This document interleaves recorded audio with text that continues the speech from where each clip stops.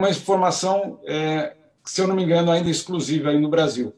O Brasil vai votar a favor da resolução que pede o fim, basicamente, da guerra. Essa vai ser a posição que o Brasil vai tomar hoje pela tarde na Assembleia Geral da ONU, quando essa decisão for colocada à votação. O Brasil vai adotar uma postura depois que a resolução passou, sim, Fabiola, por uma modificação. Ela condenava a Rússia e, depois de muita negociação, foi modificada para não condenar a Rússia e sim deplorar os atos da Rússia. Há um nuance em termos diplomáticos, ele é importante. Condenar por um crime, condenar talvez não, é certamente o ponto mais elevado de qualquer tipo de declaração que alguém possa fazer, e isso estava na resolução original. Essa resolução original, para ganhar o máximo de votos possíveis, ela foi justamente, eu não diria completamente suavizada ou aguada, mas ela foi calibrada para ganhar mais apoios. Para que ganhar mais apoios? Para que, claro, o Ocidente, e aí lê-se Europa, Estados Unidos, mostre que o mundo está unido contra a Rússia, ou grande parte do mundo está unido contra a Rússia. Para garantir mais votos, os europeus, então, recalibraram a resolução, tiraram a palavra condena, colocaram a palavra deploro. Alguém estiver olhando aí, vai poder dizer, não, mas isso é irrelevante. Não, não é irrelevante, mas essa foi a forma que o Brasil fez para também aderir. Além de votar a favor, o Brasil vai pedir a palavra para explicar o seu voto. Ou seja, deve adotar algo parecido com o que já vimos no passado, nos últimos dias, de dizer claramente que é contra sanções, que é contra o envio de armas e que quer o espaço para o diálogo entre a Rússia e a Ucrânia. Lembrando que ontem aqui na sala ao lado, na reunião do Conselho de Direitos Humanos, num certo momento, quando Lavrov foi falar, dezenas de diplomatas se levantaram, viraram as costas para ele e saíram andando. O Brasil ficou na sala. Então, essa é uma postura que, de uma certa forma, coordena, essas são as imagens de ontem, essa posição do Brasil de hoje coordena justamente com essa postura de ficar na sala, ou seja, o diálogo é necessário. Nesse ponto, eu tenho que confessar, essa é a única solução para a guerra nesse momento, é você voltar a dialogar. E agora o problema é saber com quem, né? Com quem estaremos falando na Rússia nessa volta do diálogo e em que condições esse diálogo vai acontecer. Jamil, a gente sabe dizer, primeiro, se a posição brasileira teve importância nessa suavização do texto da resolução. Em segundo lugar, esta suavização pode atrair para esta resolução o voto favorável de um país como a China? Essa é a grande pergunta, José. Primeiro, do Brasil, não só do Brasil, mas vários outros países que também insistiram em recalibrar a resolução. Um dos países que justamente negociou essa recalibragem foi, sim, o Brasil.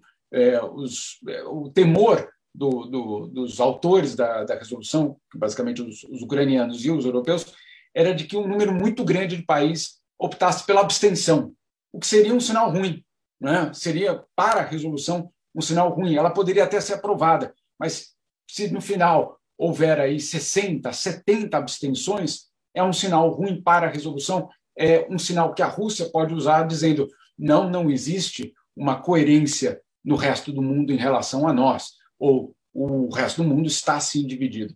A grande pergunta é sobre a China.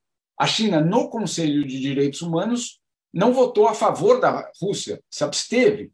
E isso foi comemoradíssimo, Josias, pelos diplomatas europeus, porque eles achavam que, sim, a China votaria ao lado da Rússia. E quando chega o voto da China, em 2 ocasiões já, e esse voto foi de abstenção, houve uma certa, eu diria, esperança de que a China pudesse fazer algum tipo de movimento. Eu acho ainda difícil, porque a China quer manter justamente um papel diferenciado do Ocidente. Se ela também deplorar os ataques, se ela também ir numa situação de encurralamento da Rússia, ela obviamente está saindo dessa sua posição que ela ganhou nesses últimos dias. Por que essa resolução é importante hoje? E eu entendo quem estiver longe que vai pensar, mas aí o pessoal lá na ONU não serve para nada, isso aí é só um clube para tomar champanhe no final do dia, etc. Não, porque existe hoje um grande esforço internacional para isolar a Rússia. Isolar financeiramente, no setor do comércio, no setor dos bancos, no esporte, na música, etc.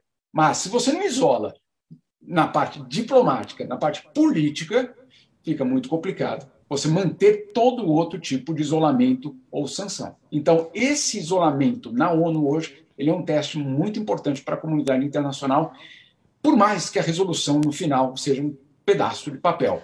Você usa esse pedaço de papel para legitimar, na verdade, uma série de outras medidas. E um pedaço de papel, inclusive, que traz um carimbo para muitos dos discursos, né? Como o discurso de Joe Biden ontem, né, Jamil? Agora, eu queria até falar um pouco sobre o governo brasileiro e o presidente Bolsonaro mesmo, Jamil, porque na última declaração pública do presidente Bolsonaro sobre a guerra, que foi numa entrevista que ele deu à Jovem Pan, ele disse que não iria criticar Putin, porque o Putin defendeu ele na questão da Amazônia, né?